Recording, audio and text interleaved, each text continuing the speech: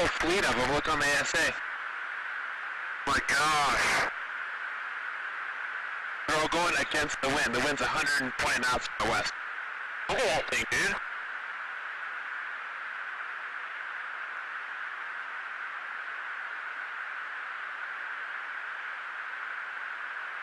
That's not our LNS though, is it? It's not. That is an LNS, dude.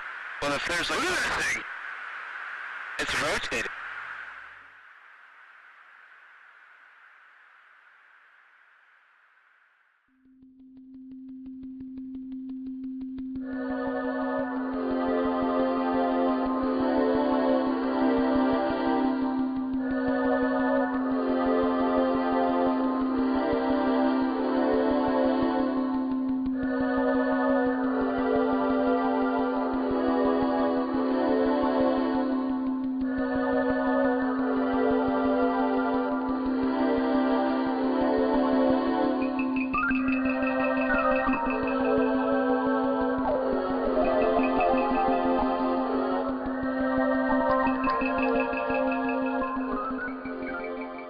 Welcome to this edition of the Star Drive Report.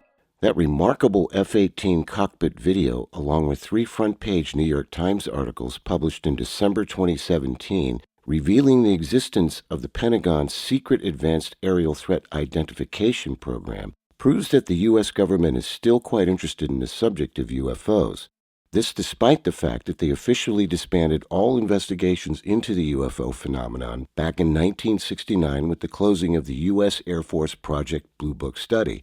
These objects are clearly displaying maneuverability and acceleration far beyond any known terrestrial technology. Therefore, it's imperative that we understand the possible physics behind such seemingly impossible maneuvers. In addition to this video evidence, we've learned that we are in possession of unknown advanced materials and technology allegedly recovered from unidentified aerial phenomena. These materials are currently in possession of private research groups and undergoing detailed laboratory analysis. The logical next questions are, what might these materials be comprised of, how might they work, and what is their purpose? Physicist Jack Sarfatti has been giving this matter a great deal of thought and has been engaged in trying to explain the possible physics behind the UFO shown in the video, and we're going to be discussing that at length in this interview. Jack Sarfatti, Ph.D., has degrees in physics from Cornell and the University of California. He directed the legendary Physics Consciousness Research Group, or PCRG, at Esalen back in 1976 on the physics of consciousness that would explain telepathy, psychokinesis, and precognition. The key idea was the role something known as the Einstein-Podolsky-Rosen effect might play in consciousness. This spooky quantum effect is now popularly known as quantum entanglement. Sarfatti and physicist Nick Herbert thought that this little-known quantum effect at the time could possibly be used to transmit information faster than light and even backwards in time, which would certainly explain things like telepathy and precognition. But try as they may, they could not come up with a viable scheme for a faster-than-light communication device. However, the PCRG's seeming failure in the 70s paved the way for one of the most important developments in physics in the last century. In his award-winning 2011 book, How the Hippies Saved Physics, MIT physics professor and historian David Kaiser wrote, quote, "Little could Herbert, Sarfatti, and the others know that their dogged pursuit of faster-than-light communication and the subtle reasons for its failure would help launch a billion-dollar industry at the heart of today's quantum encryption technology," end quote. Getting back to the subject of unidentified aerial phenomena, suffice it to say that it's not a popular topic in academic circles. The general consensus among academia is that these phenomena do not represent any kind of physically real advanced extraterrestrial technology, and that it can all be prosaically explained away simply as misinterpreted natural phenomena, hoaxes, psychological delusions, or possibly deeply classified experimental military technology. Jack Sarfatti disagrees with that consensus and has been working on the possible physics behind such an advanced technology for decades. Tonight we're going to dig down deeper into that area, and this is really important, particularly in light of the recent developments surrounding the disclosure of the Pentagon's secret Advanced Aerial Threat Identification program. I'd like to welcome our guest, Dr. Jack Sarfatti. Hi, Kim. Your latest book was just published, Stargate, Essays by and about the disruptive ideas of physicist Jack Sarfatti on mind, matter, consciousness, time travel to the stars, and beyond. That's quite a title. I mean, it would be an understatement to say that you're tackling some of the most important, difficult, and controversial topics on the planet here. Yes, what is consciousness as a physical phenomenon? And how does the Tic Tac fly? And how are these two questions related to each other? Okay, so let's cut straight to the chase. We have this amazing F-18 video, and it clearly shows physical technological objects exhibiting extraordinary behavior. I mean, wouldn't the kind of maneuvers that they're observing in this Tic Tac video require enormous energy in the form of thrust if they were using conventional propulsion like jet engines? Obviously, they're not using jet engines, or that would have shown up in the video in the form of heat signatures and all that kind of stuff. Can you explain to us in relatively layman's terms how you think these objects might be working? Well, I'll try, but you're right. There's no thrust involved, and enormous energy is obviously not needed. Astronauts on the International Space Station in free orbit are weightless. Technically, they are on free float, time-like geodesic orbits. From our point of view, it seems like they are accelerating, but in fact, they have what we call zero proper local acceleration. There are two kinds of acceleration in Einstein's physics, and people get very confused here. Even a lot of physicists and engineers are confused on this subtle point. Radar measures apparent acceleration, not the proper acceleration. Local proper acceleration is also called g-force, which we're all very familiar with in our common experience. The astronauts have zero g-force on them, but they do have visual acceleration relative to us stuck on Earth using light signals to see them. That's interesting. Okay, that's really a good way of explaining that. Yeah. Now, the Tic Tac is able to control its own time-like geodesic. It's like surfing the waves in the fabric of space-time. Everyone inside the Tic Tac is weightless, just like the astronauts on the International Space Station, even when the apparent visual acceleration is 5,500 Earth G, as reported by Navy scientist Bruce Maccabee. So would that explain why these objects are able to move at enormous accelerations and then instantly stop and then start again without crushing any occupants or machinery that might be inside them? Exactly, and this is what even the people at that guy, that rock musicians group, they don't quite understand this, I think. Oh, you mean To the Stars Academy? To the Stars Academy, and the people in the Pentagon, they don't understand Einstein's general relativity well enough to really get this key point, and so it's very mysterious to them, and it's actually a very simple physics thing. Well, actually, when you think about it, all these, decades of observations of these kinds of incredible maneuvers, if they did have conventional propulsion, we'd hear them. I mean, the amount of thrust required to do things like that would be enormous. Yeah, and the power plant would have to be enormous, and the fuel would have to be enormous. So that would explain why. Well, it doesn't explain it yet, but how are these things working? I mean, well, that's okay. That's the second part of of what I've discovered here. So we can get into that now. Hal Puthoff has called this new technology metric engineering, because in Einstein's theory of gravity, called general relativity, space-time is also called the metric field. So Albert Einstein showed that space and time fused together into a field similar to the electromagnetic field. It's also called by John Wheeler the geometrodynamic field. He explained gravity in 1915 as the warping or curving of this unified space-time field by something called stress mass energy density tensor. We need the calculus of tensors to formulate Einstein's equations precisely. Now, here's the point. Normally, it does require enormous mass energy to significantly warp or curve space-time. For example, the universal gravity acceleration, which is 10 meters per second of all objects, independent of their mass in a vacuum chamber at the surface of Earth, is caused by the total mass of the Earth, which is 6 times 10 to the 21st power in tons. That's a 1 with 21 zeros after it.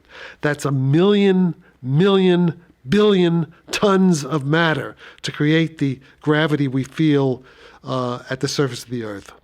We say under normal conditions that space-time is very stiff. It takes a lot of energy to warp or curve it significantly, but not so in the case of the Tic Tac. This is the key. There's a trick here using what are called pumped layered metamaterials at around the nanometer, that is a billionth of a meter scale. A loophole that allows us to soften the space-time fabric in a thin boundary layer around the fuselage of the Tic Tac. Okay, hold on just a second. Can you explain just briefly what a metamaterial is for the audience? Well, yeah, a metamaterial is an artificial material that's constructed as a lattice of certain kinds of regularly shaped objects. It was, and it has very interesting properties. It was first done, I think, in the field of microwave engineering.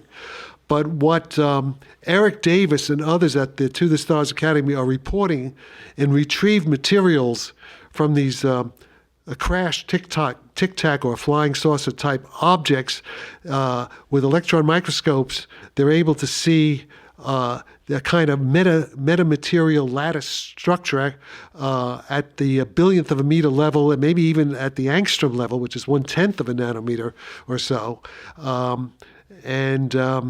So the point is that these metamaterials have strange electromagnetic properties. They have what are called negative indices of refraction.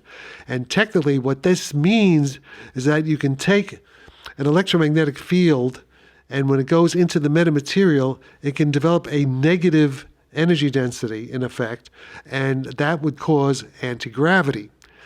But the problem is that even if this negative energy density is formed inside the metamaterial, the effect was still too weak to be seen, for flight purposes. And so it's a microscopic effect. It's a microscopic effect. In fact, it's really undetectable. It's so tiny, it's undetectable. But there's another trick. And that's this idea that you have to reduce the speed of light inside the metamaterial to a very small number. And this can actually be accomplished. It's a well-known phenomenon in what they call Bose-Einstein condensates, or in general terms, superconductors or superfluids, where the effective index of refraction for certain frequencies and wavelengths becomes very large. So that means the speed of light gets very small. And from Einstein's equations, we know that if you can reduce the speed of light to a very small number inside the material, then the effective stiffness of the surrounding space-time gets less and less, which means we can actually warp space-time by a very large amount with a very small amount of energy. Maybe even a AAA battery can do it. Really? Yeah, see, that's the trick. And that's what we're actually seeing in these encounters of these unidentified flying objects with the USS Nimitz battle group back in 2004. And apparently there was another sighting event like that with the USS Roosevelt battle group in 2015. And I'm sure there are many others that they're not talking about. But those two sightings and close encounters have been made public by the Pentagon. Well, can you get into more detail on this process or effect that will allow us to manipulate gravity using extremely small amounts of energy? Well, you have to know some algebra to do that. Okay, all right. So I think maybe you just have to take my word. Here's a better question. Here's a better question. Is this effect observed in other places, either in biology, physics, chemistry? Okay, you're getting okay. You're getting to this. Now we're getting into the realm of consciousness, and what does consciousness have to do? If you go back to the book by Philip Corso, The Day After Roswell, that was edited by Bill Burns. There's a lot of talk that the occupants inside the Roswell saucers were able to use their brain waves to control the flight of the saucer. And that seemingly really crazy idea actually makes now a great deal of sense. See, back then in the 1990s, we were still fumbling around. We didn't have the ideas I'm talking about now. These ideas have only come about in the last 2 or 3 years. And so it turns out that with the effect I'm talking about, it's quite possible that the EEG brain waves of these occupants, and the occupants are probably some kind of hybrid conscious computer, something like a quantum computer, maybe partly biological and partly silicon, and that the mind field, which is a physical field, the mind field may be directly controlling the flight of the machine, the way Bill Burns describes in the book The Day After Roswell, based on Colonel Philip Corso's notes.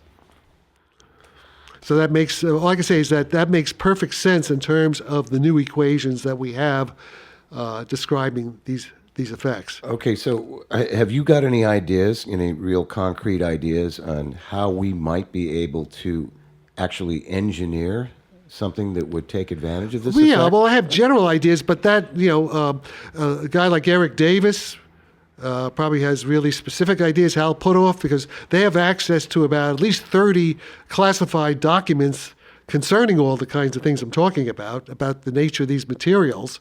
And what we really need, we need a Manhattan scale project. It's going to take, many dozens, perhaps hundreds, maybe thousands of scientists and engineers and biologists and neurologists all working together in a concentrated effort to back engineer the materials, the retrieved materials we already have, and to find the new materials that we need to using nanotechnology to actually construct these machines. All right, just as a stretch, do you think that we've already done that? Do you think that any of these objects could be ours? No.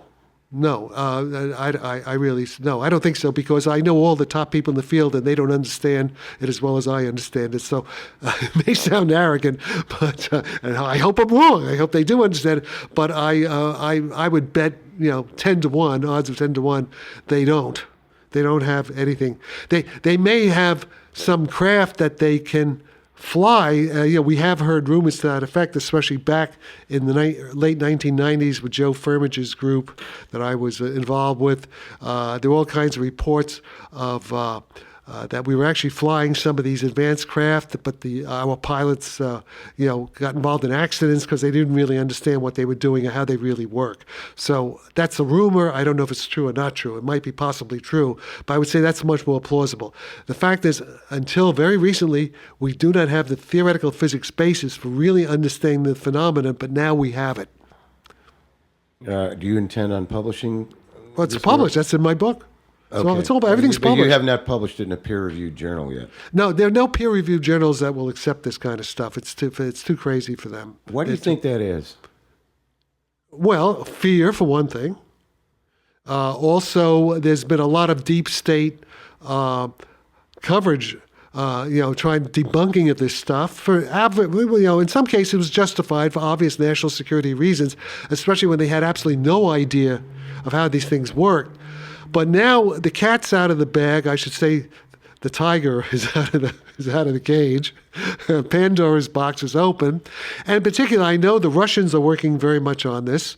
I have reason to believe that Vladimir Putin himself... the Chinese are working on it. Chinese are working on it, but I have direct reason to believe that Vladimir Putin himself has a personal interest in this phenomenon, because I was actually videoed by Russian television on these very topics.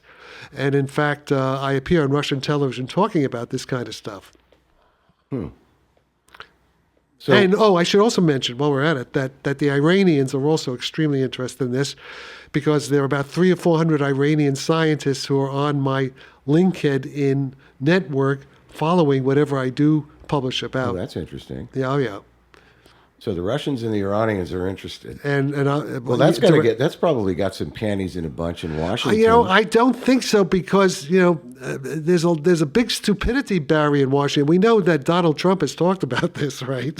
He's trying to drain the swamp, and there's a lot of I just say a lot of let's say they're not the brightest lights on the street. All right. Here's a hypothetical. Let's say the higher up said, Sarfatti's got a great idea here. We're gonna give him some money. DARPA, somebody like that level. Where would you go from here?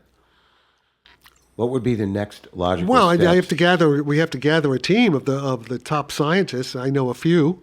Unfortunately, some of them are in Moscow. One of them, at least, is in Moscow, who have some of the key pieces of the jigsaw puzzle, how to put this all together into a new technology. Well, this would obviously have enormous. I mean, this would be a game changer, unlike any other in human history. It's also going to provide us with unlimited energy. Yes, much. yeah. Well, it's going to. What are we talking about? We're talking about things like room temperature superconductors, electrical superconductors. That's part of the technology of the Tic Tac. We're also talking about conscious artificial intelligence.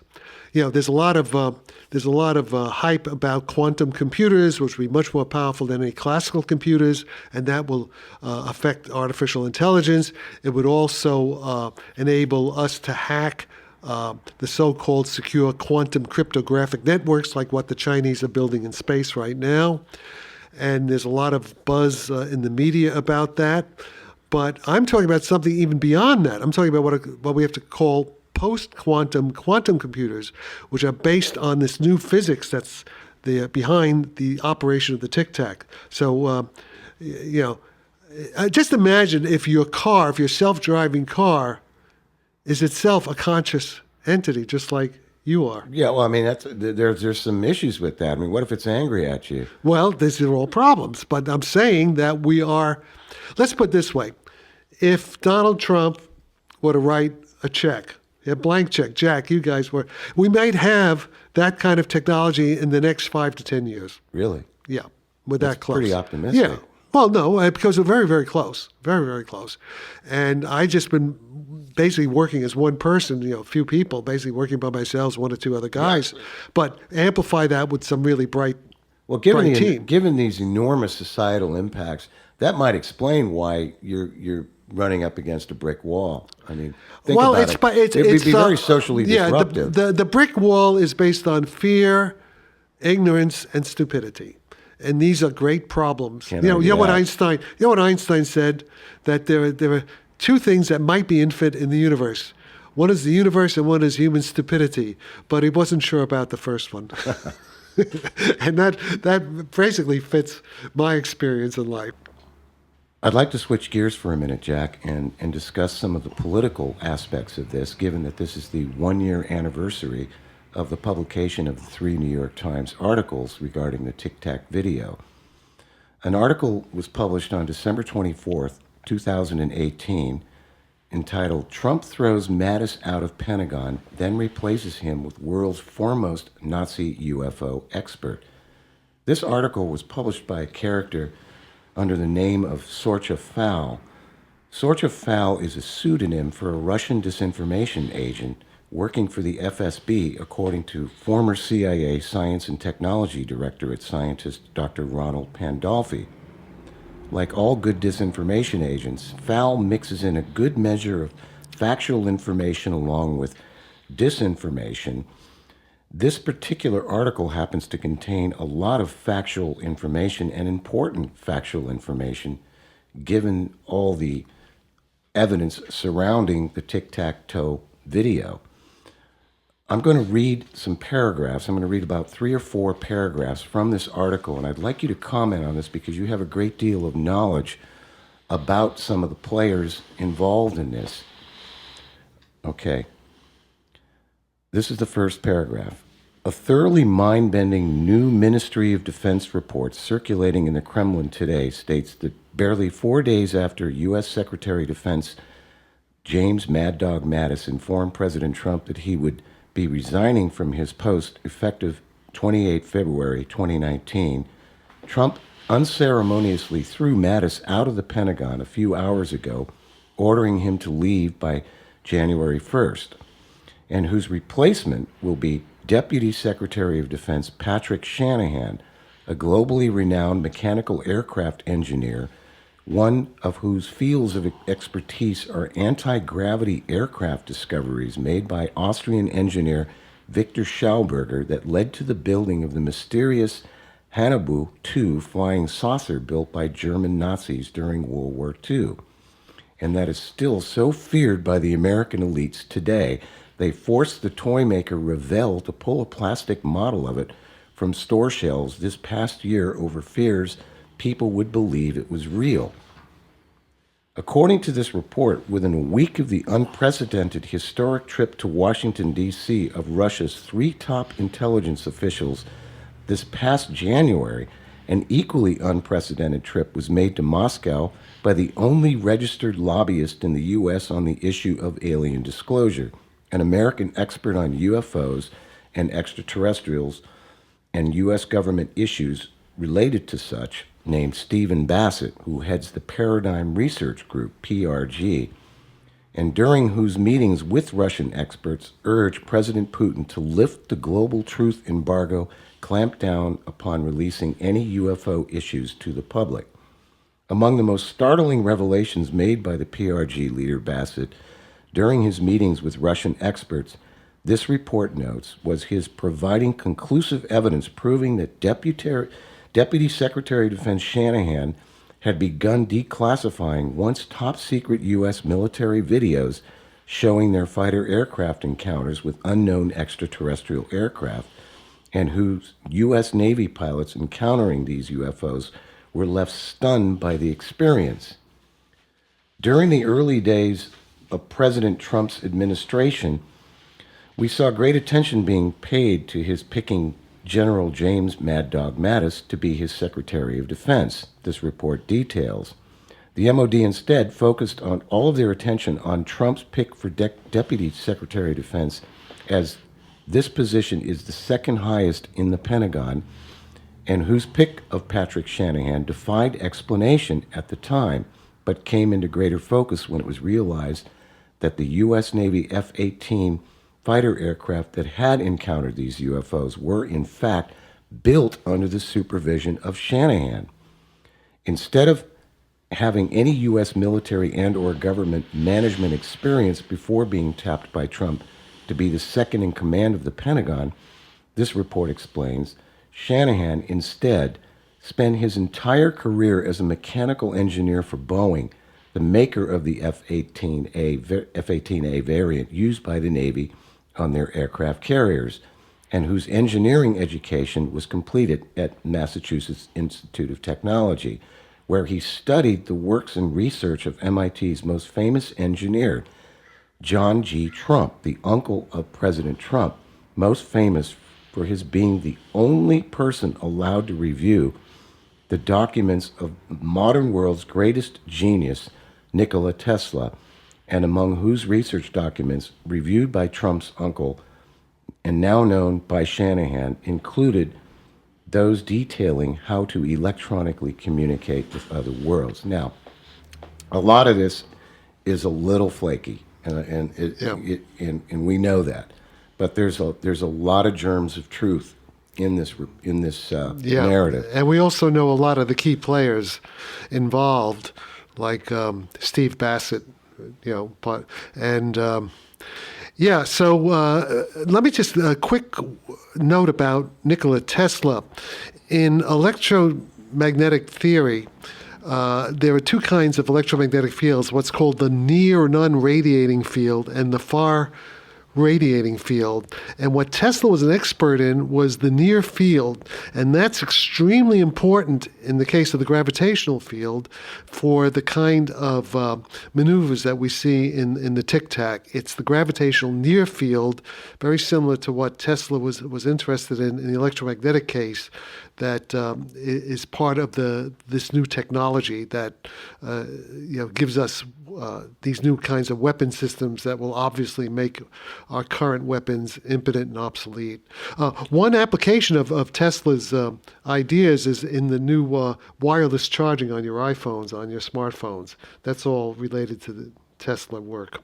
Well, you have to admit that it is rather interesting that Shanahan was the key person working with Luis Elizondo and the To the Stars Academy in helping to get these amazing videos released in the first place. And here he is, now the acting Secretary of Defense. Yeah. Well, it's all it all fits the scenario that we've known about for the past 40 years, or since the 1980s, when we were working with the Russians and the Reagan administration in helping Reagan formulate the Strategic Defense Initiative. You discussed that in the book Stargate, and also in my book Destiny Matrix. Well, there was another article that just came out in the last couple of days by George Knapp, saying that Elizondo and To the Stars Academy are in the process of preparing another batch of very, very important and startling new information to be released. And I'm just wondering if that might have anything to do with the appointment of Shanahan as the acting Secretary of Defense. Well, it seems so, and it's also significant that Trump has called for the creation, and they are now creating the U.S. Space Force, which, as you know, we've been pushing for that since the 1980s, since we worked with and the Reagan Shanahan people. is a big champion of that. And Shanahan's a big champion of that. So it's all very interesting, especially in view of the fact that Putin's agents videoed me twice. The first time on the very subject we're talking about, and the second time on Trump's attitudes about Vladimir Putin and Russia, and this was back in June 2016 during the campaign. So do you think this really bodes well for some kind of imminent major UFO disclosure? Well, I think we're seeing it, but I think the main disclosure right now is that my claim that we understand the basic physics of how these things fly, and that we don't need a lot of energy to get them to fly, and how we can build these devices ourselves, given enough will to do so. Okay, Jack, I know you're a very busy man, and I'd like to continue this conversation at a later date. So we'll conclude part one of this ongoing interview, and we'll pick it up later. Sounds good to me.